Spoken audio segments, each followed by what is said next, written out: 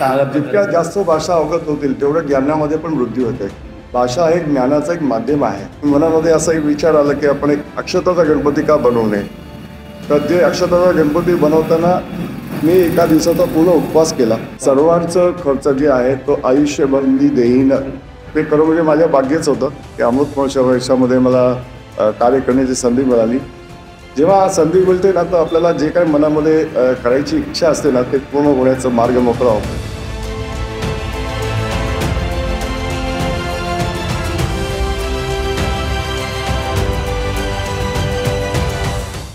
तुळशीबागेचा गणपती आला, तुळशीबागेचा गणपती आला, महागणपती आला. गणपती बाप्पा मोरया. पुण्यनगरीतील मानाचा चौथा गणपती श्री तुळशीबाग सार्वजनिक गणपती उत्सव मंडळ यंदाच्या वर्षी शतकोत्तर महोत्सव वर्ष साजरा करत आहे. आणि या शतकोत्तर महोत्सव वर्षानिमित्त तुळशीबाग मंडळाने तुळशीबाग व्यापारी कट्ट्याचं आयोजन केलेलं आहे. आतापर्यंत पुणे शहरातील नामवंत व्यापारी ह्या तुळशीबाग व्यापारी कट्ट्याच्या माध्यमातून आपल्याशी संवाद साधतायत. आज आपल्याला एक व्यापार क्षेत्रातलं कायद्याच्या जाचक अटी व्यापाऱ्यांना असणाऱ्या सोडण्यासाठी कायम अग्रेसर असणार आहे आणि नवीन नवीन संकल्पना घेऊन येणार आहे. आणि आपल्या सगळ्यांना माहिती मागच्याच आठवड्यात प्रेस्टरी कटलरी असोसिएशनचा व्यापार भूषण पुरस्कार प्राप्त झालेले राजेंद्र कुमार मोहनलाल अँड सनचे माननीय राजेंद्र भाटिया आजच्या या व्यापारी कट्ट्यावरती आपल्याशी संवाद साधणार आहे. नमस्कार सर. नमस्कार. आपल्या या तुळशीबाग व्यापारी कट्ट्यावरती सहर्ष खऱ्या अर्थानं सर एक व्यापारी असा एक घटक आहे की तो देशाच्या आर्थिक उन्नतीमध्ये फार मोठा हातभार लावत असतो. परंतु दुर्दैवानं हा घटक थोडासा दुर्लक्षित राहतो. कारण आपण बघतो देशाच्या धोरणामध्ये प्रत्येक घटकाला आरक्षण दिलं जातं, परंतु आत्तापर्यंत व्यापारी घटकाला कुठलंही आरक्षण मिळालं नाही. व्यापारी घटक इन्कम टॅक्स असू द्यात, आता GST असू द्यात, विविध कर असू द्यात, ह्या भरण्यामध्ये पण अग्रेसर असतो आणि ह्या सगळ्यामुळे देशाच्या आर्थिक उन्नतीमध्ये भर पडते. परंतु ह्या व्यापाऱ्यांना सरकारकडनं कुठल्याही प्रकारचं आरक्षण किंवा सवलती मिळत नाही. आणि ह्या सवलती मिळवण्यासाठी किंवा हा व्यापार उद्दीकत करण्यासाठी आपण अनेक वर्ष ह्या व्यापार क्षेत्रामध्ये काम करत आहे. आणि म्हणून आमच्यासारख्या कार्यकर्त्यांना छोट्या आणि मोठ्या व्यापाऱ्यांना सुद्धा या सगळ्या गोष्टीची माहिती व्हावी म्हणून या आपल्या तुळशीबाग व्यापारी कट्ट्यावरती आपल्याला आज संवाद साधण्यासाठी आम्ही निमंत्रित केलेलं आहे.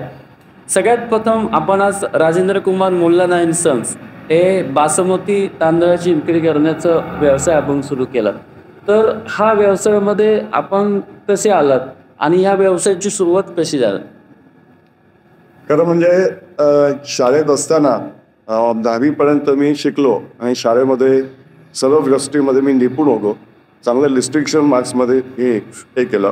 पण सर्वसामान्य परिस्थितीमध्ये आमचं कुटुंब होता. छोटंसं किराणा दुकान होतं. आई वडील दुकान चालवायचे. त्याच वेळा मनात असं होतं की मी मोठा व्यापारी व्हावा असं एक स्वप्न मी पाहिलेलं होतं. तर 10वी पास झाल्यानंतर एक संधी आली. माझे जियाजी बेंगलोरमध्ये त्यांचा कपड्यांचा बिझनेस आहे. ते म्हटलं की मला एका व्यक्तीची गरज आहे. आईवडिलांनी त्यांनी विनंती केली की बाबा या मुलाला मला तुम्ही देता का, मला जरा मदत होईल. तर मला विचारलं की मग तुला काय करायचं. तर शिक्षण तर करायचं होतं पण व्यापारी पण व्हायचं होतं.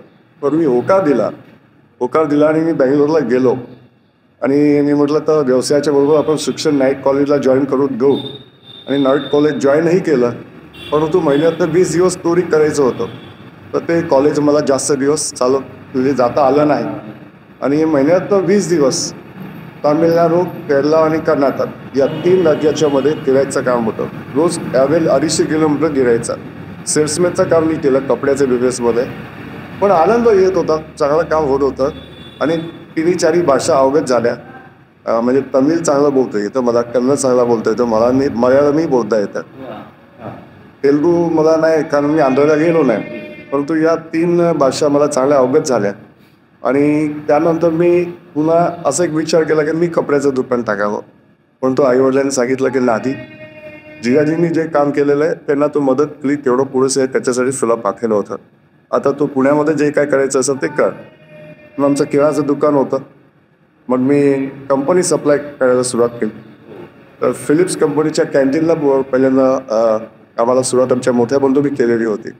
त्यालाच पुढे नेत आम्ही किर्लोस्कर ऑइल इंजिनला सप्लाय सुरू केला. मग बजाज झालं, टेल्को झालं, सँडिट झालं, अशा अनेक कंपन्यांच्या कॅन्टीनला माल सप्लायचं काम सुरू झाला. 1989 मार्केटमध्ये होलसेलचं दुकान सुरू केलं. ओके.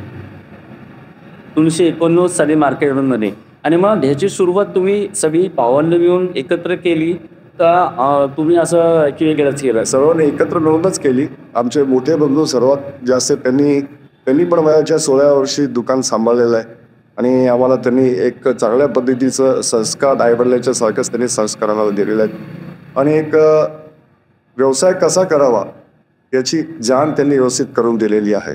कष्टाने काम करायचं, प्रामाणिक काम करायचं, कुणाचंही म्हणजे फसवणूक होणार नाही याची जाणीव ठेवून काम करायचं, हे जे मंत्र त्यांनी दिलेलं आहे त्या मंत्राच्या आधारेच आजपर्यंत आम्ही काम करतो. तुम्ही आता म्हटलं की शाळेत असताना तुम्ही सगळ्या गोष्टीमध्ये निपुण होतात. ते तुम्ही आदर्श विद्यार्थी म्हणून तुम्हाला बऱ्याच वेळा गौरवण्यात आलं. त्यानंतर तुम्ही शाळेमध्ये गायन चांगलं करायची, बाकीच्या सगळ्या गोष्टी ॲक्टिव्हिटीमध्ये होता. मग हा बिझनेसचा फंडा एक्झाम कसा आला की म्हणजे आपल्याला जेव्हा छंद असतं आपल्याला असं वाटतं पुढं करिअर त्याच्यात करावं, म्हणजे एवढं सगळं तुमचं व्यक्तिमत्व असताना? व्यापारात एकदा आल्यानंतर ती एक उडीव भासत होती की मी जर शिकलो असतो तर बरं झालं असतं, परंतु परमेश्वराने ती पण कृपा केली माझ्यावर. आज मी वयाच्या 63व्या वर्षी मागच्या 14 वर्षापासून श्रुतदीप रिसर्च फाउंडेशनच्या माध्यमातून आपले जैन शास्त्रामध्ये जे 1500 वर्षापूर्वीचे जे आपले मॅन्युस्क्रिप्ट्स आहे त्या मॅन्युस्क्रिप्टवर काम करतो आणि त्याच्या मुख्य पदावर आता मी काम करतो. अर्थात ती संधी मला परमेश्वराने आता दिलेली आहे. क्या बात. मग असे आपण उल्लेख केला की मी तुझ्या वेगवेगळीकडे गेलो, सर्व्हिस केली, मी सेल्समध्ये काम केलं, त्यामुळे मला बऱ्याच राज्यात फिरायला आहे. मग तुझं त्यावेळेस पहिल्यांदा भाषेचा कसा प्रॉब्लेम? तुम्ही आत्ता म्हणलं की मी मला तमिळ किंवा मल्याळम किंवा कन्नड या भाषा मला आवडत झाल्या आणि अजूनही तुम्ही हिंदी, मराठी, इंग्रजीवर पण तुमचं प्रभुत्व आहे, गुजराती तुम्ही चांगलं बोलता.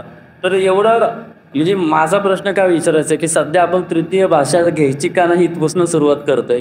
तर ह्या भाषा ज्या आल्या तर त्याच्यामध्ये आपल्या आयुष्यामध्ये काय फरक पडतो का? भाषा आल्यानंतर तुम्ही कुठल्याही माणसाशी समरस होऊ शकता. जितक्या जास्त भाषा अवगत होतील तेवढं ज्ञानामध्ये पण वृद्धी होते. भाषा हे ज्ञानाचं एक माध्यम आहे, त्यामुळे कुठलीही भाषा शिकण्यासाठी आपण तत्पर राहायला पाहिजे, आपण नेहमी त्याला तयार राहायला पाहिजे.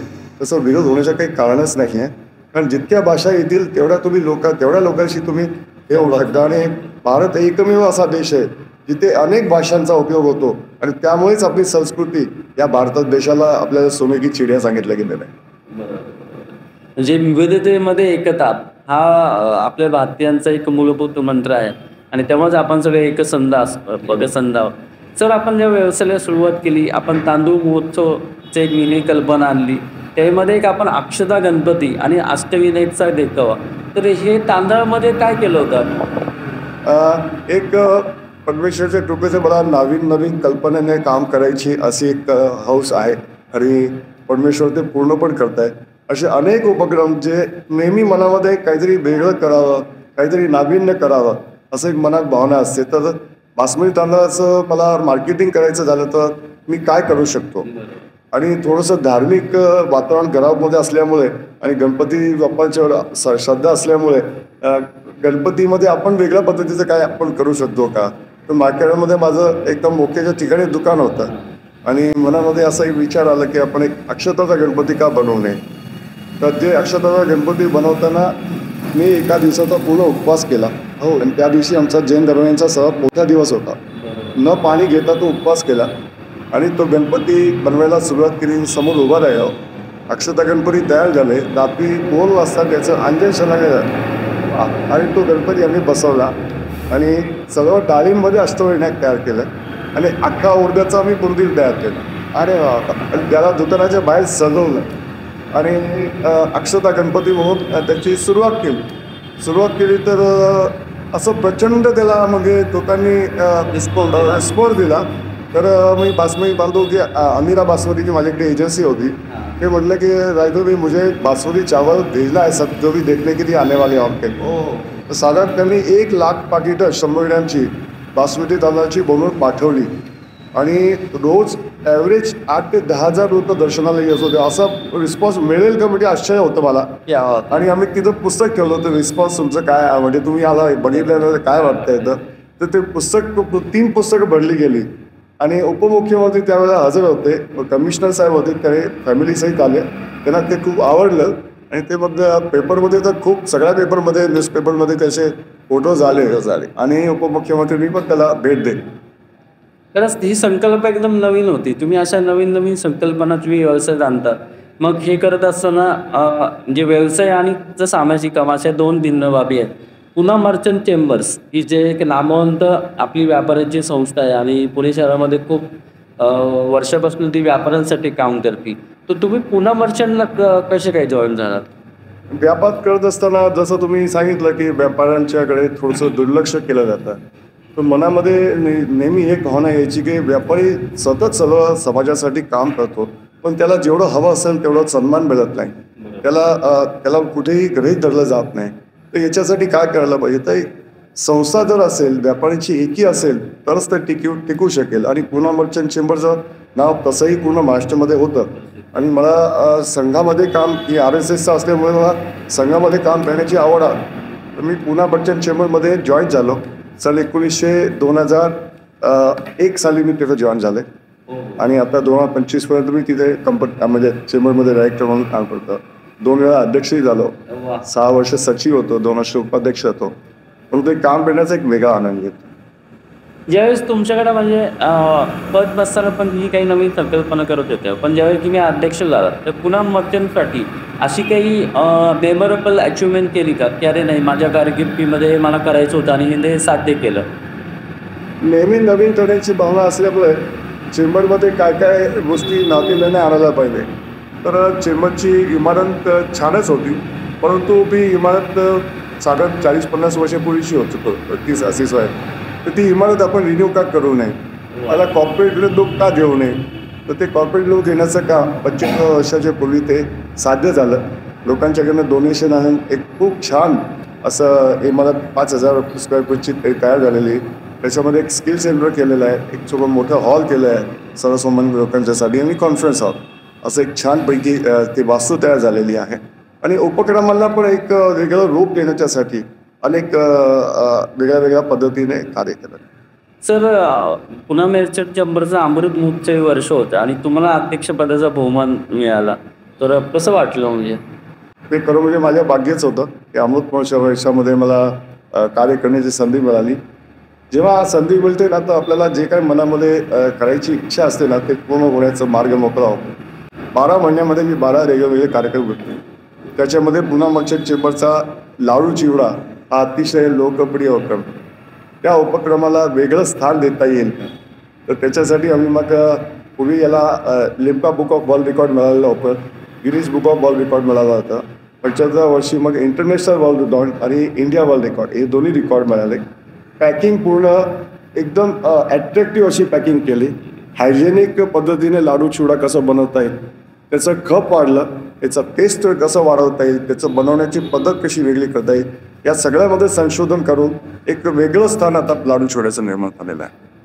नाही खरी गोष्ट आहे, कारण दिवाळीमध्ये आपण फराळ देत असतो, परंतु असं वाटतं की अरे हे स्वस्तात मिळते म्हणजे क्वालिटीमध्ये कुठं कॉम्प्रोमाइज आहे का, परंतु असं नव्हतं. तुम्ही आता जसं सांगितलं जसं क्वालिटी पण तुम्ही सुपर केली आणि सर्व सामान्य लोक तर घेतातच, परंतु चांगली चांगली लोक पण त्याच्यामध्ये ॲट्रॅक्शन झाली. पण हे कल्पना मी असं ते नेहमी ऐकतो पेपरमध्ये की अरे एवढे किलो लाडू बनवले, एवढा किलो चिवडा बनवला, तर हे सगळं मॅनेज कसं करतात? याच्यामध्ये चेंबरची कार्यकारिणीचे सर्व सदस्य दिवाळीच्या वेळेला 15 दिवस पूर्ण ते व्यवसाय सोडून याच्यामध्ये आपलं लक्ष घालतात. जे काही माल आपण खरेदी करतो त्या कंपन्यांना आम्ही रिक्वेस्ट करतो की वर्षभर आम्ही तुमच्याकडनं माल घेतो, या दिवाळीच्या वेळेला जी माल घेऊ त्याच्यावर तुम्हाला डिस्काउंट द्यावा लागेल. तर सर्व तेलपासून साखरवाले सगळे चांगलं डिस्काउंट देतात. ज्या मंगल कार्यालयामध्ये बनवलं जातं त्यांना आम्ही सांगतो की तुम्ही याचं भाडं घ्यायचं नाही, ते अत्यल्प भाडं घेतात. मला वाटतं वसवंतबंदी समाजमध्ये असं वसवंतबंदीमध्ये सुरुवात झाली होती.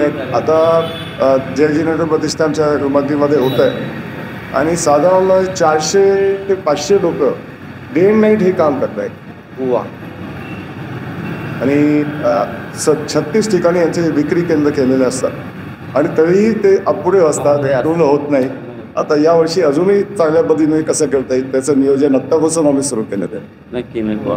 सर आपण आता म्हणजे असे नाविन्यपूर्ण उपक्रम तर राबवतात ते जर जितो फूड बँक आपण सुरुवात केली आणि त्याची संकल्पना काय आहे? मी एक सर्वसामान्य कुटुंबातून आलेलो आहे, तर मला सर्वसामान्य लोकांच्यासाठी काम करण्याची आवड आहे. मोठ्या ठिकाणी सगळेच काम करतात, पण जिथे गरज आहे तिथे हे काम करायचं.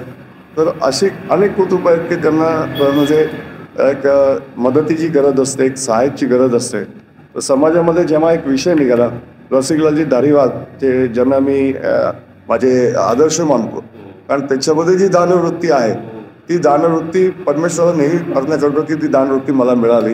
आणि त्याच्याबरोबर अनेक वर्ष मी काम केलेलं होतं. तर एक दिवशी बसलो होतो तेव्हा तुम्ही पूर्ण भारतासाठी तुम्ही एवढं डोनेशन किंवा हे सगळं काम करता, तर पुण्यासाठी काय करता येईल का असा एक विषय त्या मीटिंगमध्ये निघाला. तर ते म्हटले काय करायला पाहिजे. तर मी म्हटलं बाबा पुण्यातला एकही जैन व्यक्ती जे आहे ना ते वंचित नाही राहायला पाहिजे, उपाशी नाही राहायला पाहिजे, असं एक उपक्रम सुरू करायचं. 1 मिनिटाचा विलंब न करता ते म्हटले काय करायचं सांगा. तर आम्ही सांगितलं की आपण एक फूड बँक सुरू करूया.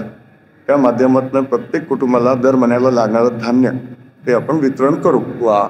तर ते म्हटले की हा प्रोजेक्ट पूर्ण माझा, याच्यामध्ये कितीही कुटुंब झाले 1000, 2000, 5000 सर्वांचं खर्च जे आहे तो आयुष्यभर मी देईन. 1 मिनिटात त्यांनी ते शब्द दिल्यानंतर मला म्हणजे खूप कौतुक वाटलं म्हणजे त्यांचं.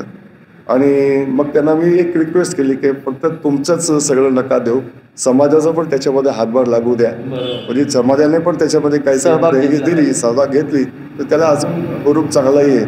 आणि त्यांनी ते मान्य केलं. म्हणजे सहजासहजी मी हे मान्य करत नाही, फक्त तू सांगितलं म्हणून मी हे मान्य करतो. आणि 50 कुटुंबापासून आम्ही ते सुरुवात केली. 17 वर्षापूर्वी तो हे काम आम्ही सुरू केलं होतं. आज 600 कुटुंबांना दर महिन्याचा धान्य, त्यांना शैक्षणिक मदत, त्यांना मेडिकलला लागणारी मदत, त्यांना नोकरी देणे, त्यांच्या घरी मशीन्स प्रोव्हाइड करणे, या सगळ्या गोष्टी करण्यासाठी आणि ती 35 लोकांची टीम आहे.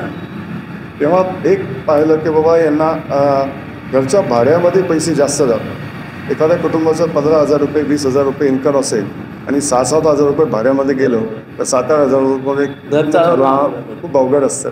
मग ही कल्पना मी पहिले एक 20 फ्लॅट आम्ही तयार केले आणि त्याच्यासाठी आम्ही स्पॉन्सर घेतले आणि कमी कॉस्टमध्ये ते 20 फ्लॅट दिले. त्याचा इतका चांगला परिणाम झाला की जे लोक तिथं राहायला आले त्याच्यामध्ये सकारात्मकता वाढली की आपल्याला आता मागायचंच नाही किंवा हात पसरायचं नाही. सहजासहजी आमच्या समाजामध्ये कोणी हात पसरत नाही, तर ते त्यांची इन्कम वाढायला लागली. बरोबर. आणि त्यांना घेणं बंद केलं. हे प्रोजेक्ट मी बाकी जितो ती संघटना आहे पुण्याचे त्यांच्यासमोर एक ठेवलं. त्यांना सांगितलं की एक चांगलं पॉझिटिव्ह याच्यामध्ये दिसत आहे. आणि त्यांनी पण या गोष्टीला नेहमी ते पाहत होते म्हणून त्यांनी म्हटलं की नक्कीच आपण याच्यामध्ये वेगळं करूया. तर आज 475 फ्लॅट या कुटुंबांच्यासाठी आपण तयार केलेले आहेत. आणि त्यातले 275 फ्लॅट देऊन झालेले आहेत आणि 200 फ्लॅट येतात 3 महिन्यामध्ये. क्या बात. खरंच सुंदर एकदम ह्याच्यामध्ये. खरं तर आता हे सगळं करत असताना तुमचा जो व्यवसाय आहे तर त्या व्यवसायाकडं असं नाही म्हटलं की थोडं दुर्लक्ष होते, कारण अपडेट पण करणं गरजेचं होतं. काळ बदलत चाललं आहे. मध्यंतरी करोनाचा काळ आला आणि करोनाच्या काळामध्ये एक वेगळा टर्न आला. म्हणजे काही आपण म्हणतो की व्हिडिओ कॉलिंग आपल्याला माहीत नव्हतं, म्हणजे व्हिडिओ कॉन्फरन्समध्ये मीटिंग व्हायला लागल्या. बिझनेसचा थोडासा ट्रेंड बदलला. तर तुमचा जो काही बिझनेस होता त्याच्यामध्ये काही तुम्हाला बदल करावे लागले करोनामुळे? एकत्र कुटुंब संकल्पना आमची पहिल्यापासून आहे. आम्ही 4 भावंड एकत्र राहत होतो. एका ताटात जेवायची आम्हाला सवय होती. वडिलांचे 5 भाऊ आणि त्यांचे पण मोठं कुटुंब. आता सध्या 150 लोकांच्या पेक्षा मोठं कुटुंब आमचं आहे. वा. आणि एकत्र राहण्यामुळे काम कुठलं कमी पडतं म्हणजे मुलं कधी शिकली आणि कधी मोठी झाली हे कधी लक्षात आलं. आणि मुलांनी बिझनेस जे आहे लवकर आत्मसात केलं. म्हणजे मी जे बिझनेस करत होतो त्या बिझनेसमध्ये मुलगा कॉलेज झाल्यानंतर MBA झाल्यानंतर तो बिझनेसमध्ये जॉईन झाला. आणि जॉईन झाल्यानंतर तो म्हटला की पप्पा मला अमुक करायचं आहे तमुक करायचं आहे. तुम्ही त्याला म्हणजे मोकळीक दिली. बरं. तुला जे करायचं असेल ते करू दे. एखाद्या गोष्टीमध्ये त्याला सफलता नाही मिळत, तुला लॉसही झाला तरी मी म्हटलं त्याच्यातनं काय जे शिकायला मिळते ना त्यांना शिकू दे. त्यांनी शिकलं चांगल्या पद्धतीने. आणि तांदळाच्या बिझनेसमध्ये सुरुवात केलेली होती तेव्हा 30 कटे तांदूळ घेतलं होतं. तर मी एवढा खुश झालो होतं की मी एकत्र एकदम 30 कटे तांदूळ घेतले. आणि जेव्हा हे काम वाढलं तर मुलाने जाऊन जेव्हा कंपनीचा सौदा केला तर 17 बॅगेत तांदूळ एका वेळेला, अर्थात 300 टन तांदूळ एका वेळेला 14 त्या मुलाने केला. हो वा. तर ते कंपनीमधनं फोन आला की बाबा तुमचा मुलगा आला आहे आणि तो 300 टन तांदूळ घेतोय. तुम्ही म्हटलं तो जो करतो ते करू देण्याला दे. आणि आनंदाने सांगावं वाटतं की तो तांदूळ आमचा आल्यानंतर इतका फास्ट विकला गेला, मार्केटमध्ये एक चांगलं स्थान निर्माण झालं. हे परमेश्वराची कृपा आहे. याच्यामध्ये माझं काहीच नाही आहे किंवा आपलं काही नसतं. हे परमेश्वरालाच आपल्याला बुद्धी देतो, परमेश्वरच बळ देतो, त्याच्यामुळे हे साध्य होतं. पण परमेश्वर जरी बुद्धिबळ देत तरी जो मेहनत करतो आणि प्रामाणिक करतो त्याच्या पाठीशी परमेश्वर राहतो. ते पण बरोबर. सर आता आपला ह्याच्यामध्ये जो बिझनेस वाढला ती मध्यंतरी मी मगाशी म्हटलं करोनामुळे काही तुमचं पॅकिंगमध्ये किंवा काही बदल झाले का? करोनामध्ये अन्नधान्य हे महत्त्वाचं घटक होतं. हो. आणि मी साधारण या सगळ्या कामामध्ये होतो, त्यामुळे सर्वांनाच माहिती होतं की अन्नधान्याची गरज पडली किंवा कुठचं काही काम पडलं तर ड्रायव्हर बाकी आहे मधले व्यक्ती आहे. तर करोनाच्या काळामध्ये माझ्या दुकानामध्ये साधारण आम्ही 25,000 अन्नाची किट तयार केलं आणि पूर्ण पुण्यामध्ये ते सप्लाय केले. डॉक्टरांच्यासाठी वेगळं किट तयार केलं होतं, प्रोटीनवालं फूड. म्हणजे त्यांना हॉस्पिटलमध्ये असताना तेवढं थोडंसं जरी खाल्लं तर अख्खा दिवस निघू शकेल असं तो एक पार्ट तयार केला. घरातनं मी निघायचो, म्हणजे अगदी घरातले लोक म्हणायचे कोणी बाहेर जात नाही, तुम्ही का जाताय? मी म्हटलं माझे सगळे कर्तव्य पूर्ण झालेले आहे आणि मला काही होणार नाही याची मला गॅरंटी आहे. तर मला हे काम करायचं आहे. पुण्यातले सर्व आमदार, खासदार, नगरसेवक सर्वांनी ते किट माझ्याकडनं घेतले आणि त्यांनी योग्य ठिकाणी वितरित केले. गोरगरिबांना पण आम्ही ते किट वितरित केले आणि चेंबरच्या माध्यमातून त्यावेळेला आम्ही सांगितलं की सैन्य आपलं काम करत आहे, पोलीस आपलं काम करत आहे, डॉक्टर आपलं काम करत आहे. तर हे व्यापाऱ्यांची एक जबाबदारी आहे. या कोरोना काळामध्ये एकही घरामध्ये धान्याचा तुटवडा निर्माण होणार नाही याची आपल्याला खात्री घ्यावी लागेल. भाजी मंडई 1 महिना बंद राहिला. आमच्याकडे 5 लोक गेली मार्केटमध्ये. लोकांनी सांगितलं आपलं मार्केट बंद करायचं आहे. मी मधला बिलकुल बंद करू देणार नाही. मी आडवा पडलो. मी सगळ्या लोकांनी एकत्र सांगितलं की नाही, आपली दुकानं बंद राहणार नाही, वाटेल ते झालं तरी चालेल. हे सगळ्या लोकांनी ॲक्सेप्ट केलं. आम्ही आमची दुकानं चालू ठेवली. धान्याचा पुरवठा चांगल्या पद्धतीने झाला. महाराष्ट्र शासनाने त्याची दखल घेतली. आम्ही पत्र दिलं की पुन्हा चेंबरने एक चांगलं काम. अरे बाबा, तुमच्या संकल्पनेत यांच्या खरंच खूप गरज होती आणि लोकांना माहीतच नव्हतं काय होतं आणि काय नाही, सगळी दुकानं बंद. सर आपण आता मगाशी आपला विषय झाला की तुम्ही 10वी नंतर बँगलोरला गेलात आणि मग तुमचं शिक्षण पण आलं, पण मग परत पुण्यात आल्यानंतर तुम्ही कुठल्या कॉलेजमधून तुमचं उर्वरित शिक्षण पूर्ण केलं का? त्यानंतर शिक्षणाला मग व्यवसायामध्येच पूर्ण लक्ष केंद्रित केलं. मोठ्या बंधूंनी जे कंपनी सप्लायचं काम सुरू केलेलं होतं त्याच्यामध्येच वाढ कशी करायची. मी बँगलोरला असतानाच मला ट्रेनमध्ये किर्लोस्करचे परचेस ऑफिसर भेटले होते. तर त्यांना सांगितलं की आमचा हे व्यवसाय. तर ते म्हटले तुम्ही पाहता तुमच्या बंधूंना. ते काम सुरू झालं. मग पेपरमध्ये जाहिरात आली, टेल्कोचं टेंडर होतं की कॅन्टीनला सप्लायर पाहिजे. मग ते काम करायची सुरुवात केली. तर त्याच्यामध्ये रस मारायला लागलं आणि मग तो काम पुढे चालू. पुण्यामध्ये ते कॉलेजचं, कारण माझे सगळे जे मित्र मार्केटले ते BMCC कॉलेजमधलेच होते आणि योगाने मला लिहायचा एक छंद आहे, कविता करायचा एक छंद आहे, शायरी करतो. तर एक पुस्तक मी लिहिलं होतं मार्केटच्या कोरोनाच्या काळामध्ये.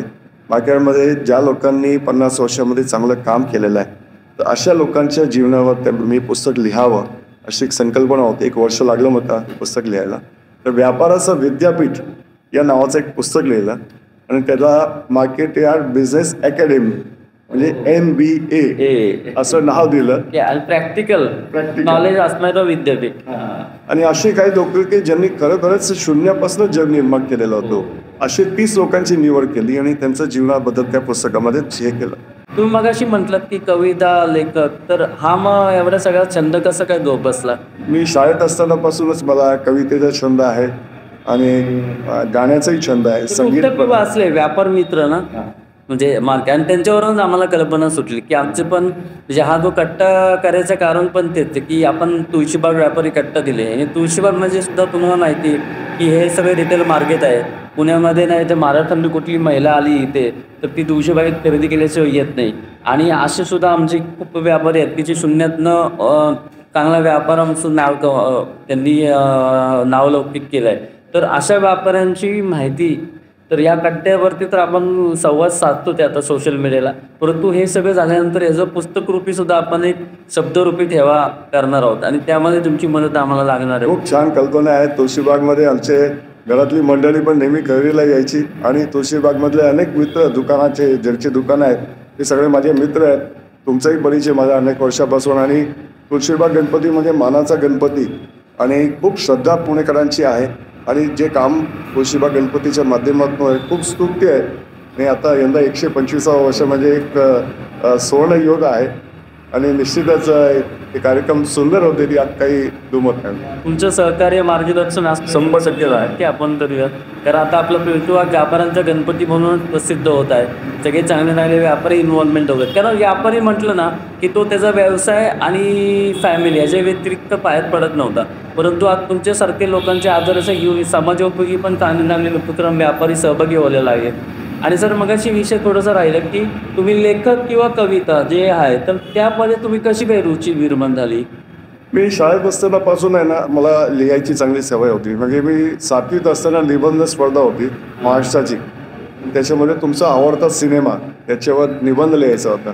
तर मी मदर इंडियावर निबंध लिहिला होता आणि महाराष्ट्रामध्ये प्रथम क्रमांक मला मिळाला. या वाद तर ही लिहिण्याची सवय पहिल्यापासून. आता मला म्हणजे कुठलीही चांगली गोष्ट दिसली ना की त्याच्यावर रात्री जाऊन मला लिहायचं अशी एक माझी सवय पडलेली आहे. आणि एखाद्याचा वाढदिवस असेल तर कवितेच्या स्वरूपात त्याचा वाढदिवसाचा काय लिहून द्यायचं, म्हणजे तो एक गिफ्ट त्याला आवडतं आणि मलाही ते त्याच्यामध्ये आनंद येईल. आपण मार्केटमध्ये पुन्हा मर्चंट चेंबरमध्ये गेला, नवीन नवीन संकल्पना केली, कॉर्पोरेट चेंबरचं तिने चांगला ऑफिस केलं. तर आता मला म्हणजे लहानपणी असं आठवतं की हे मार्केटची पहिलं भवानी पेठेमध्ये होती, मग ती मार्केटला शिफ्ट झाली, म्हणजे फार भूमीची गोष्ट आहे. आता ही मार्केटची जागा सुद्धा कमी पडायला लागलेली, म्हणजे एवढं पुण्याचा विस्तार वाढत गेलेला आहे. आणि पुण्यात नव्हे तर पुणे जिल्ह्यात ना तिथं सगळी व्यापाऱ्यांची उलाढाल होत असती. त्याच्यामध्ये कृषी उत्पन्न बाजार समिती आहे, पुन्हा मर्चंट चेंबर्स आहे.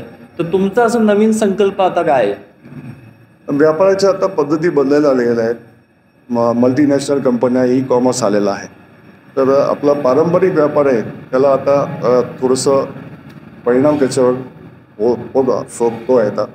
तर आता आपली स्वतःची प्रायव्हेट मार्केट आपल्याला उभारता येईल याच्यासाठी आम्ही जागेचा शोध घेतो आहे.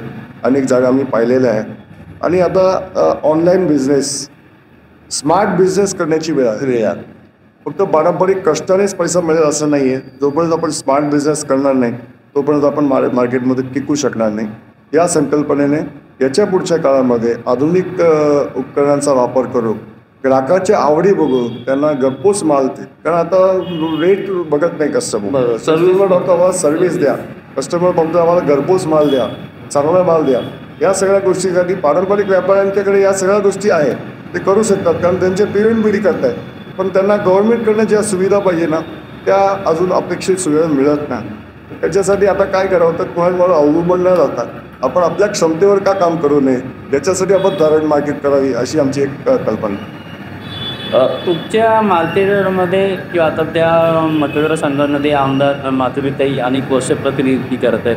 तुम्हाला व्याकरणांना बऱ्याच त्यांनी मदत केली, कारण 2007ला त्या महात्मा फुले मंडई प्रभागातनं सर्वप्रथम नगरसेविका झाल्या. त्यावेळेस त्यांच्या तुळशीबाग मंडईसारखी व्यापारी सगळं हब होतं, तिथं पण त्यांनी खूप मदत केली आणि आता तर त्या राज्यमंत्री झालेल्या आहेत. तर तुम्हाला या सगळ्या गोष्टींमध्ये त्यांची कितपत मदत होती?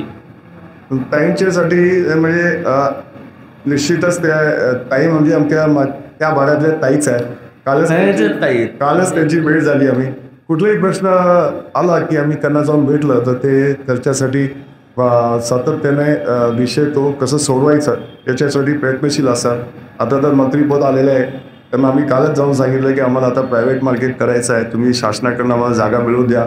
त्यांनी पण सांगितलं की तुम्ही आता हे करायलाच पाहिजे, कारण आता काळ बदललेला आहे आणि व्यवसायाच्या पद्धती बदलल्या आहेत. तर निश्चितच याच्यामध्ये आम्हाला त्यांची मदत होणार. राजकारणाने तर ठरवलं तर 100% सकारात्मकताही आहे, त्यामध्ये मार्केट 100% होईल तुमचं. तुमचं एक अजून एक आहे की सगळं व्यापाऱ्यांना एकत्र करण्यासाठी तुम्ही हळदीच्या भाजीचा एक कार्यक्रम ठेवता, तर ती संकल्पना पण तुमचीच का? मी अनेक गुरूंना भेटतो. एका गुरूंनी मला सांगितलं की तर मला एकत्र राहायचं असेल ना तर 2 गोष्टी एकत्र करायची, भजन आणि भोजन. भजन वाव. भजन आणि भोजन एकत्र केलं ना तुम्ही एकत्र राहता. तर हळदी भोजनाचा कार्यक्रम ठेवला ना तर आपण सगळ्यांनी एकत्र राहण्यासाठी त्याचा खूप मोठा उपयोग होता. एक आपुलकी निर्माण होते. व्यापारी आपण एकत्र येतात आणि अनेक वर्ष ते कार्यक्रम सुरू आहे आणि फक्त व्यापारी नव्हे तर आमच्या बरोबर असणारे सगळी लोक जे आम्हाला मदत करतायत किंवा जे आमच्या बरोबर काम करतात अशा सगळ्यांना निमंत्रित करून तो हळदी भोजनाचा राजस्थानी भोजनाचा आस्वाद मागच्या अनेक वर्षापासून घेतला. ते खूप छान आहे. आम्ही पण आलो होतो यावर्षी आपल्या या भोजनाच्या निमंत्रण अंदी. खरं तर आता आपण व्यापार बघितलं नाही का, तुमच्या ॲक्टिव्हिटी पण सांगितला, पुनर्पश्चन केंद्राचं काम चाललं आहे. तर अन्नधान्य प्रशासनाला आपण रिलेटेड असतात ना, तर त्याचे काही असं एखादी घटना आहे का की एखादा कायदा पास झाला आहे आणि तो व्यापाऱ्यांना खूप जास्त पडतोय, मग तुम्ही काहीतरी हायकोर्ट, सुप्रीम कोर्ट किंवा त्या अडचणी सोडवण्यासाठी तुम्ही प्रयत्न केले? कारण तुमचं व्यक्तिमत्व म्हणजे अभ्यासू व्यक्तिमत्व आहे आणि शासनाचे लूपहोल्स पकडून त्यामध्ये आपल्याला कसं व्यापाऱ्यांना त्याचा एक सुकर मार्ग होईल अशासाठी आपण प्रयत्न करता.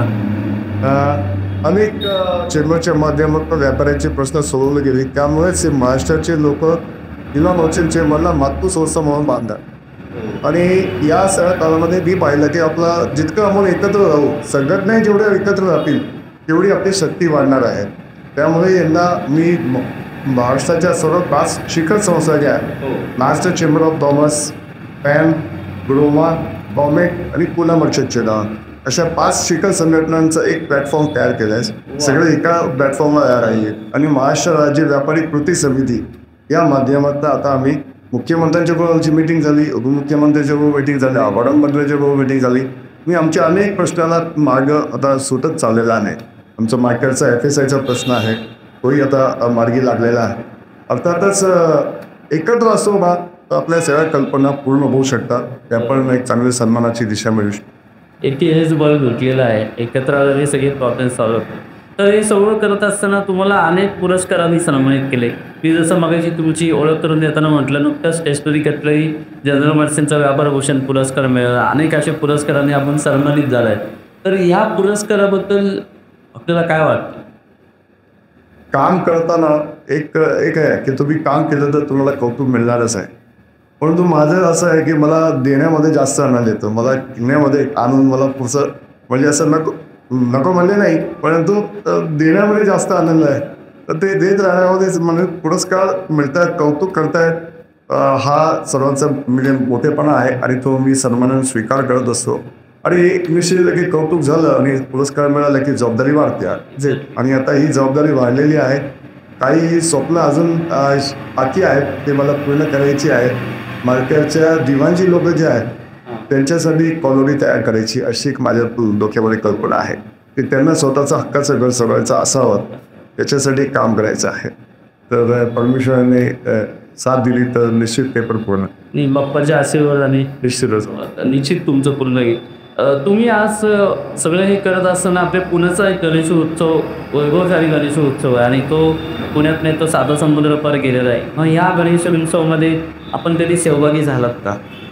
अनेक वेळा मी गणेशोत्सवमध्ये सहभागी झालेलो आहे. अनेक ठिकाणी भोजनाची व्यवस्था करायची झाली किंवा कुठे हे काम मला आता की औषध म्हणजे रात्रात बघ काम करतो. अनेक तीर्थयात्रेचं आयोजित केलेलं आहे. तर त्या तीर्थयात्रेला 800 लोकांना आत्ता रिओश्री आपल्यामध्ये स्पेशल पेनच्या माध्यमातून आम्ही घेऊन गेलेलो आहोत. मागचे 15 वर्ष तीर्थयात्रेचं आयोजन करतो आहे. मी या सगळ्या कामामध्ये रुची असल्यामुळे गणेशोत्सवमध्ये एकदम काय म्हणतात ते वाटच बघत असतो. आता ती गणेशोत्सव आपल्याला एक काम करायला मिळेल. एकदा आम्ही ते एक उंदीर मामा बनवलं होतं आणि त्या रथामध्ये उंदीर मामांना फिरवलं होतं आणि त्याच्यामध्ये गणेशोत्सव गणपतीच्या बद्दलचे प्रश्न विचारले होते. ज्यांनी बरोबर उत्तर दिलं त्यांना बासमती तांदळाचं एक पॅकेट आणि गुळाचं पॅकेट असं घेऊन द्यायचं. असं 10 दिवस ते गाडी पूर्ण पुण्यात फिरत होतं. असे अनेक उपक्रम आपण करत गेलो आणि गणेशोत्सव म्हणजे हे पुण्याचं वैभव हो आणि गणपती बाप्पाची कृपा आहे. त्यामुळे आज पुण्याचं नाव जगामध्ये ओळखलं जातं. सर्वात जास्त सोशल ऑर्गनायझेशन जे आहे ते पुण्यामध्ये आहे. मदतीचा हात देण्यासाठी एका मिनिटामध्ये तयार होणारा हा पुणे शहर आहे आणि इथे दोषीबा गणपती असल्यामुळे प्रश्नच नाही, सगळ्यात प्रश्न सॉल्व्ह होत आहेत. यंदाच्या तुमच्या 125 वर्षामध्ये मला एक कल्पना सुचली तेच म्हणजे सांगू इच्छितो. मी 75 वर्षामध्ये माझी सुनेला केक बनवता येते चांगला. तर मी सुनेला सांगितलं की आपल्याला केक बनवायचं, पण ते केक मैद्याचं आणि ते याचं याचं नको, आपल्याला तांदळाचा केक बनवायचा आहे. तर तिने 2-3-4 असे करून दाखवले. मग तिला मी सांगितलं की आपल्याला केसर राईस केक बनवायचा आहे. तर तिने ते प्रयत्न करून तो केसर राईस केक बनवला. त्यामध्ये आम्ही 75चा लोगो जो होता त्या लोगोचा आकाराचा 6 फूट बाय 5 फूटचा आम्ही तो केक तयार केला. अतिशय चांगल्या पद्धतीने तिने केसर राईस केक बनवला. त्याचा इंटरनॅशनल वर्ल्ड रेकॉर्ड झाला, इंडिया वर्ल्ड रेकॉर्ड झाला. माझ्या सुमीला सांगेन की तुळशीबाग गणपतीसाठी 125 किलोचा केक 125च्या आकाराला बनवला होता. हे आपण सगळे नक्की नक्की नक्की आणि खूप चांगली कल्पना आहे आणि ते खूप चांगल्या पद्धतीने आपण करूयात. आणि तुम्ही सर एकदा या तुळशीबाग गणपतीच्या प्राणप्रतिष्ठेवर पण आला होता. हो, आलो. त्यावेळेस तुम्हाला कसा अनुभव वाटला? माझ्या धर्मपत्नी आल्या होत्या. आता मी त्यांना सांगून आलो की मी तुळशीबाग गणपतीला जातोय, तर ती मी परत आठवण केली की आपण तिथं गेलो होतो, परत मला जायचं आहे. यावर्षी निश्चित तुम्हाला आम्ही निमंत्रण. सर खूप छान गप्पा झाल्या. आत्ता तुमची सगळा प्रवास विरडला. हे व्यापाऱ्यांसाठी आत्मरिक तळमळ, आपल्या व्यवसायाची पण उद्योगात झालं पाहिजे. पुन्हा मर्चंटचं एक संकल्पना घेऊन आधुनिकीकरण तसं झालं पाहिजे. शासनाच्या हॉस्पिटल जाती कमीत कमी कशा होतील यासाठी आपण प्रयत्नशील राहतात. आणि ह्याच आजच्या आपल्या संवादासाठी मी तर आमच्याशी संवाद साधलाच आहे, परंतु काही मान्य पण इथं आपण आलेले आहेत. तर मला असं वाटतं की त्यांना पण आपण ह्या आपल्या संवादामध्ये सहभागी करू. आणि मी ह्यांना विनंती करतो की आजच्या आमचे जे मान्यवर इथं उपस्थित आहेत त्यांना जर मी बाकीच्यांशी संवादरूपी प्रश्न विचारायचे असतील तर त्यांनी विचारावे. जय जिनेंद्र. राजेजींना पुण्यातील मानाचा स्टेशनरी तटल्यान जनरल मर्जी असोसिएशनचा जो व्यापार भूषण पुरस्कार मिळाला त्याबद्दल सर्वप्रथम तुम्हाला अभिनंदन, शुभेच्छा. त्यांनी आत्ता बोलताना बऱ्याचशा व्यापार क्षेत्रातल्या विषयावर बरीचशी माहिती दिली आपल्याला. पण जैन समाजामध्ये पण त्यांचं बरंचसं कार्य चालू असतं. गेली 25 वर्ष मी त्यांना ओळखतो आहे. साधर्मी सेवा संघ जो ग्रुप आहे तो ग्रुपमध्ये मी पण सहभागी होतो आणि माझा भाऊ पण आहे. आणि त्या माध्यमातून त्यांनी बरेचसे यात्रा सण काढून बऱ्याच लोकांना कमी ह्याच्यामध्ये मोठमोठ्या यात्रा करून त्यांचा सहभाग मिळवला. याबद्दल त्यांचं फार कौतुक आहे. त्यांनी ही संघटना स्थापन होऊन आज 25 वर्ष झालेली आहेत. आणि 25 वर्षामध्ये त्यांनी 25 सण काढले असेल. आणि त्यांचे आमचे जे गुरु आहेत विमलजी संघी त्यांनी तर 40-50 सण काढले असेल.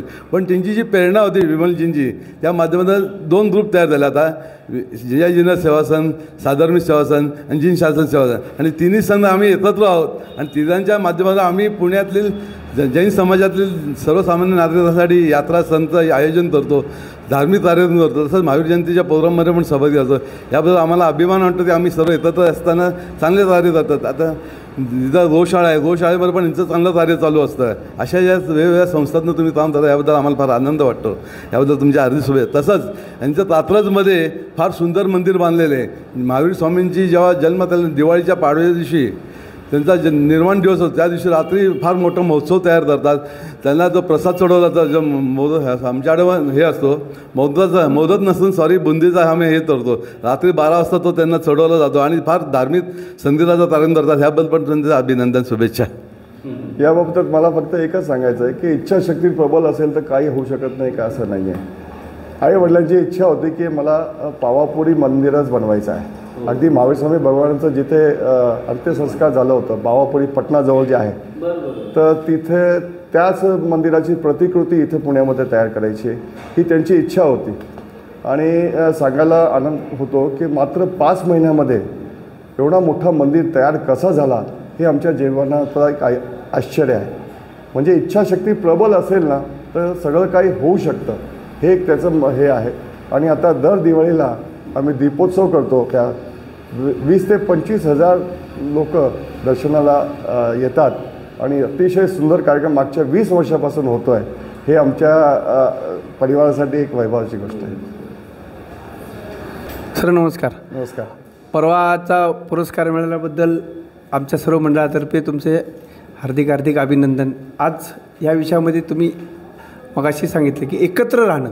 आता तुळशीबाग मंडळामध्ये आज मोहन शेठ आमचे जुने कार्यकर्ते आहेत साखरिया, म्हणजे जैन समाज मराठा समाज आज मंडळात सगळ्या प्रकारचे असतात, परंतु जैन समाजाच्या माध्यमातून आज मोहन शेट्टी एवढ्या वर्ष या मंडळाची सेवा करतात, अजूनही करतात. त्यांची सगळी फॅमिली येते. म्हणजे तुम्ही जे सांगितलं की एकत्र येणं, मग एखाद्या समाजामध्ये एखाद्या मंडळामध्ये एकच समाज असतो, पण आपल्या ह्या तुळशीबाग मंडळामध्ये व्यापारी असल्यामुळे सगळे समाजाची लोकं असतात आणि त्या पद्धतीनं हा गणेशोत्सव म्हणजे आम्ही ह्या तुळशीबागेमध्ये एक प्रेरणास्थान आहे की गणपती बाप्पा आला इथे किंवा गणपती बाप्पा आहे त्याच्या प्रेरणेने आम्ही व्यवसाय करतो. आज आम्ही सगळे छोटे व्यावसायिक आहोत. 4x3च्या पथारीमध्ये आम्ही व्यवसाय करतो, पण आज इतक्या वर्ष आम्ही करून ह्याच्यामध्ये खूप हे केलं. तर सांगायच्या विषयामध्ये की आता तुम्ही सांगितलं की परवा तुम्ही रोशनचं नाव घेतलं, व्यापार तुमचा आहे पुरस्कार.